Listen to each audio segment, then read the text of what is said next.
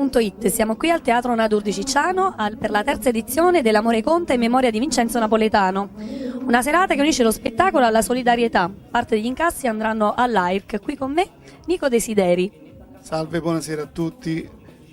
Un evento molto importante, è importante essere presenti in queste circostanze. Allora, come ti ho detto prima, è un evento importantissimo. Veramente ce ne vorrebbero ancora tanti altri di questi eventi, perché quando una cosa si fa in beneficenza e che poi si dà in beneficenza, ovviamente come persone serie come voi, che arriva questa beneficenza dove deve arrivare, un grazie per l'organizzazione di questa serata.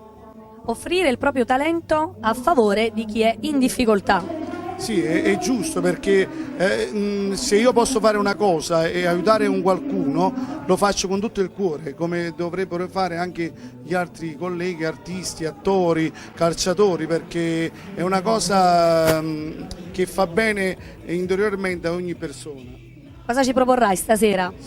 Niente, faremo Senza ci pensà, poi ci salutiamo con una canzone, un successo del 2000, e poi la canzone che ovviamente ha fatto più di 24 milioni di visualizzazioni, che con i miei figli desideri, Salvatore e Giuliano, Made in Napoli. E tu? I tuoi progetti futuri?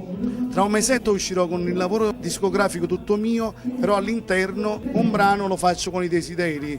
Perfetto, facciamo un saluto a tutti i lettori di Street News. Un saluto da parte mia per tutti i lettori di Street News, un bacio, ciao ragazzi. Grazie, ciao.